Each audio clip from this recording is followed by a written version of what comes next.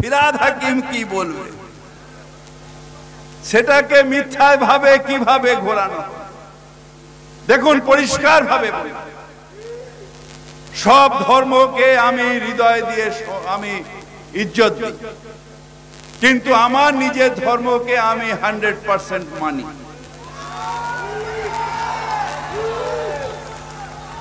পিছিয়ে পড়া মানুষের শিক্ষার কথা, শিক্ষার অগ্রগতি বলা যদি অন্যায় হয়, তাহলে নিশ্চিতভাবে আমি অন্যায় করেছি। যদি শিক্ষার অগ্রগতি, শিক্ষিত হও বলা যদি অন্যায় হয়, তাহলে নিশ্চিতভাবে আমি অন্যায় করেছি। নিজের কমিউনিটিকে শিক্ষিত হওয়া বলা মানে অর্থ নয় যে অন্য কমিউনিটিকে অশিক্ষিত হওয়া বলা না। সবাইকে শিক্ষিত হতে হবে, কিন্তু যারা পিছিয়ে পড়ে আছেন তাদের শিক্ষায় আলোয় করতে হবে এবং তাদের জাস্টিস দেওয়ার পজিশনে যেতে হবে যে তারা জাস্টিস দেবে। নোংরা রাজনীতি আমি পরোয়া করি না, সে যেই করুক পরোয়া করি না, কারণ আমি বিশ্বাস করি যে একমাত্র আল্লাহ আছেন, আল্লাহ ছাড়া কারোর সামনে মাথা নত করা যায় না।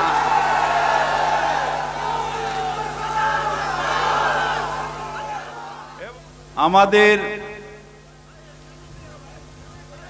ফুরফুরা দরবার শরীফের সবথেকে বয়োজ্যেষ্ঠ হুজুর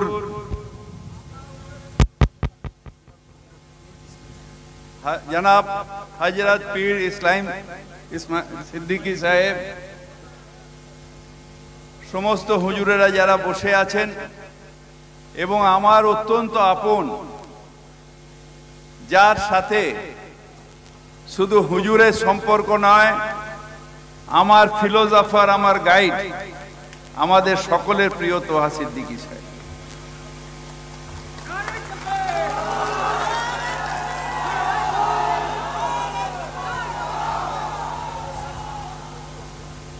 আমাদের এই মঞ্চে বসে আছেন সমস্ত যারা ধর্মগুরুরা রয়েছেন, তাদের প্রণাম জানাই।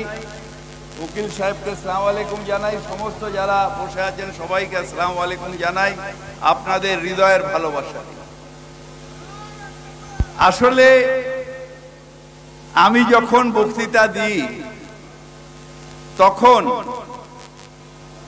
একটা যদি কিছু বলি আপনারা বুঝতে পারবেন না, কিন্তু এইখানে 2-4টে টিভি চ্যানেল এমন আছে যারা ওইখান থেকে নিয়ে দিল্লিতে রয়েছেন একজন, তার নাম হতো মিথ্যা মালব্য, অমিত মালব্য। সে আমার একটা কথাকে কিভাবে ঘুরিয়ে সেটাকে কমিউনাল মানে দেবে, সেই জন্য এখন এখানে চলছে, কিন্তু এখানে আমার টিভি চালিয়ে বসে আছে। কিন্তু ফিরহাদ হাকিম কি বলবে, সেটাকে মিথ্যায় ভাবে কিভাবে ঘোরানো। দেখুন পরিষ্কার ভাবে সব ধর্মকে আমি হৃদয় দিয়ে আমি ইজ্জত দিই, কিন্তু আমার নিজের ধর্মকে আমি 100% মানি।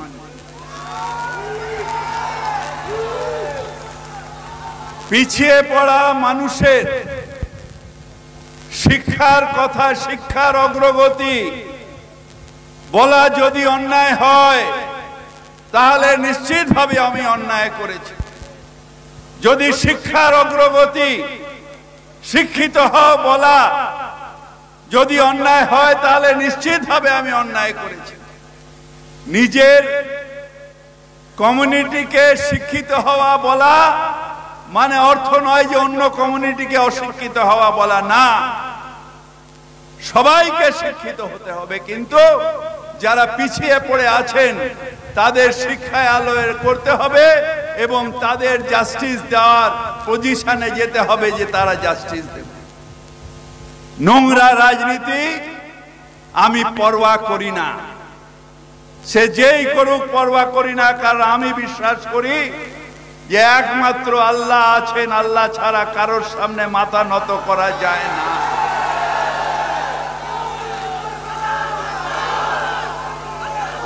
এবং ইনশাআল্লাহ যখন পপুলেশনের কথা হয়, মোহন ভগত সাহেব যখন বলে 2টো করে বাচ্চা করতে হবে, তখন সে কমিউনাল কথা বলে না। আর আমি যখন বলি পিছিয়ে পড়া মানুষ শিক্ষিত হও, তখন সেটা কমিউনাল ভাবে টিভি চ্যানেলগুলো সেটাকে কমিউনাল দেখিয়ে মানুষকে বিভ্রান্ত করে। আমার হিন্দু বন্ধু তাদের বিভ্রান্ত করার চেষ্টা করে, কিন্তু হয় না, কারণ ফিরহাদ হাকিমের কর্মটাই হচ্ছে জীবন, কর্মটা জীবন, এবং সেইটা করাচ্ছে আমাদের আল্লাহ তাআলা পরওয়ারদিগার। তিনি যতদিন আছেন আমার ক্ষতি তা আপনারা কেউ করতে পারবেন না।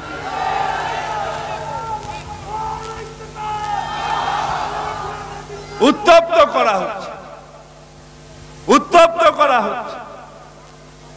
প্রথম অপমান যখন বাবরি মসজিদ ভাঙা হলো,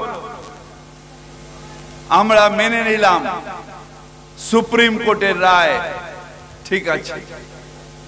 কিন্তু যখন কোনো একজন জাস্টিস তিনি যখন বলেন যে মেজরিটি যেটা বলবে সেটাই আইন, কালকে সুপ্রিম কোর্ট তাকে ভর্ৎসনা করেছে, তখন তার প্রতিবাদ হচ্ছে। যখন একটা হয়ে গেছে, ঠিক আছে, আপনি রাম মন্দির করেছেন, আমার কোনো আপত্তি নেই, কিন্তু একটার পর একটা কখনো ওই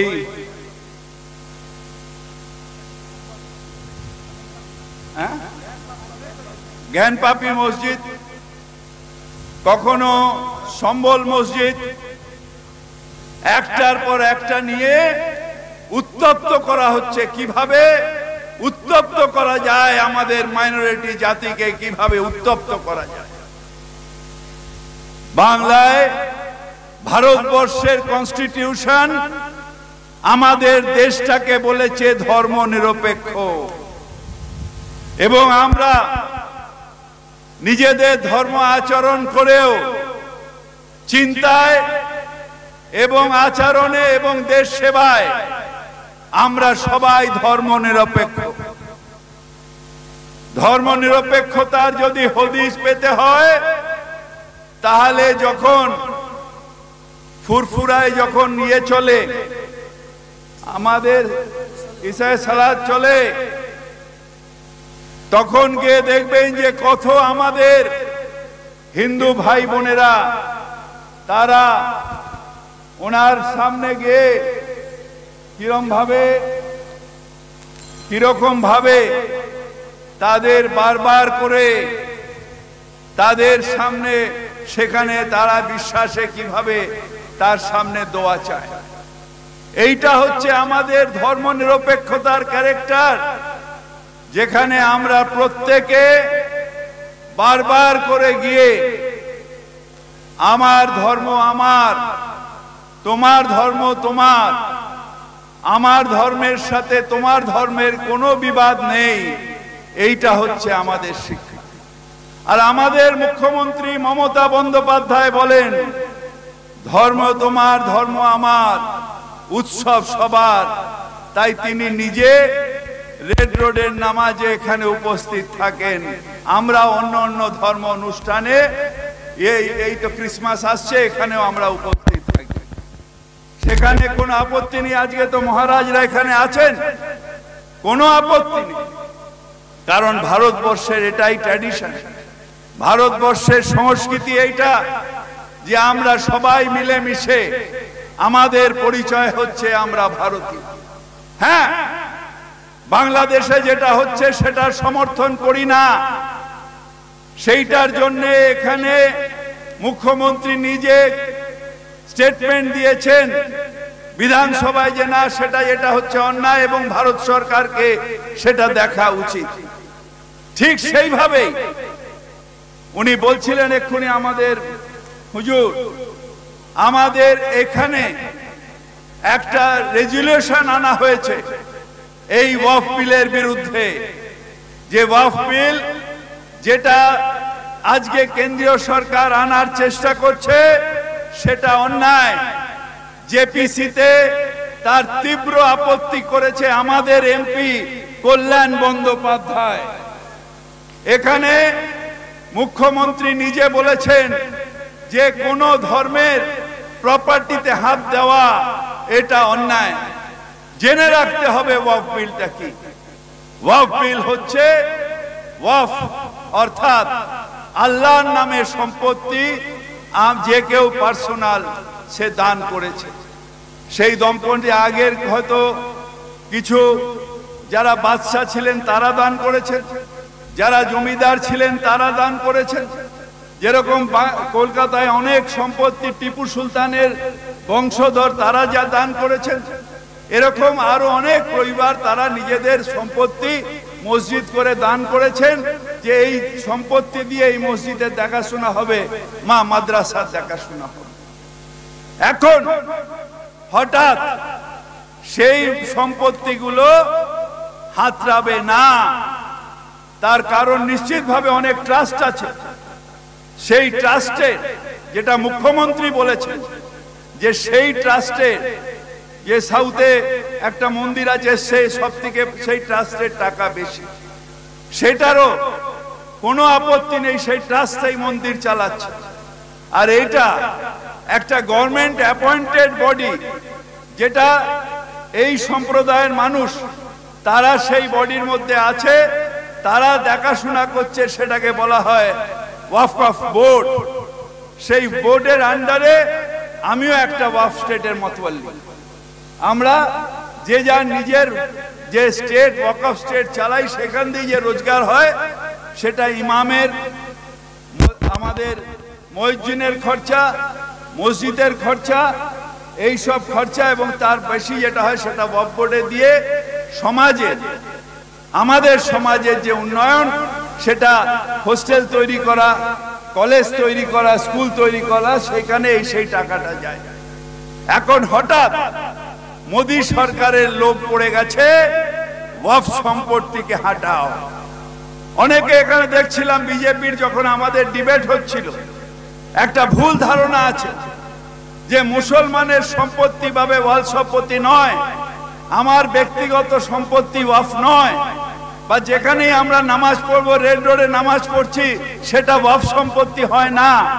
ওয়াকফ সম্পত্তি যেটা ওয়াকফ বোর্ডের আন্ডারে আছে সেটাই শুধুমাত্র ওয়াকফ সম্পত্তি, এবং সেটা যেহেতু আল্লাহর নামে দেওয়া আছে, সেই সম্পত্তি না কোনোদিন কোনো মানুষের হতে পারে, না কোনোদিন কোনো গভর্নমেন্টের হতে পারে। তাই সেই সম্পত্তির অধিকার একমাত্র আমরা যারা মতওয়াল্লি রয়েছি, আমরা হলাম কেয়ারটেকার অফ দি স্টেট। আমাদেরও বাবার সম্পত্তি নয় সেটা, আমাদের, আমরা হলাম খিজমতগার।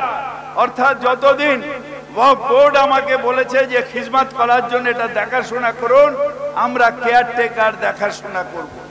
যেদিন ওয়াকফ বোর্ড বলবে না ইনি নয়, এরপরে উনি দেখাশোনা করবেন, উনি দেখাশোনা করবেন, এটা আমাদের নিজস্ব কোনো অধিকার থাকে না। তাই এই সম্পত্তি যখন বিল আনা হয়, জেপিসিতে আমাদের দল তীব্রভাবে তার আপত্তি করেছে, তীব্রভাবে তার আপত্তি করেছে, তীব্রভাবে বলেছে না এটা করা যাবে না। এবং ইনশাআল্লাহ তাআলা এই বিল পাস হবে না, হবে না, হবে না। তার কারণ আল্লাহর ঘরে দের আছে কিন্তু অন্ধের হয় না। তাই যার সম্পত্তি তিনি তো রক্ষা করবেন। আমাদের শুধু নিষ্ঠার সাথে আন্দোলন চালাতে হবে, প্রতিবাদ চালাতে হবে, এবং শুধু প্রতিবাদ মুসলমান সম্প্রদায় নয়, সেকুলার হিন্দু সম্প্রদায়ের মানুষ তারাও বেশিরভাগই আজকে এর প্রতিবাদ চালাচ্ছেন। আরে মোদী সরকার, আপনি তো দুটো স্ক্র্যাচ নিয়ে হাঁটছেন। একটা স্ক্র্যাচের নাম হচ্ছে নীতিশ কুমার, আর একটা স্ক্র্যাচের নাম হচ্ছে চন্দ্রবাবু নাইডু। যেই একটা স্ক্র্যাচ চলে যাবে, দুম করে ল্যাংড়ার মতন পড়ে যাবে। আপনি এই বিল পাস করছেন, আপনি এই বিল পাস করছেন। এই বিল পাস হবে না। বিশ্বাস রাখুন পরওয়ারদিগারের উপরে যে এই বিল পাস হবে না, তার সম্পত্তি মারার অধিকার নরেন্দ্র মোদীর নেই নেই নেই। এই আল্লাহর কাছে শুধু তার রহমতের জন্য আমরা সবাই দোয়া করি। আপনারা সবাই ভালো থাকুন, সবাইকে ভালো রাখুন, আমরা সবাই মিলে ভালো থাকব। আপনাদের সবাইকে আবার অভিনন্দন জানাই। আমি আমার বক্তব্য শেষ করছি। আল্লাহ হাফেজ, আসসালামু আলাইকুম। ববি ভাইকে একটু দাঁড়াতে বলবো, একটু দাঁড়াতে বলবো। আমরা সবাই জানি ববি ভাইয়ের বক্তব্য নিয়ে কাঠিন মাস্টার করেছে। আমরা হিন্দু মুসলমান জাতি ধর্ম বর্ণ নির্বিশেষে আমরা সবাই ববি হাকিমের পাশে আছি, থাকবো। এবং মহারাজদের আমি একটু আসতে বলবো। আপনার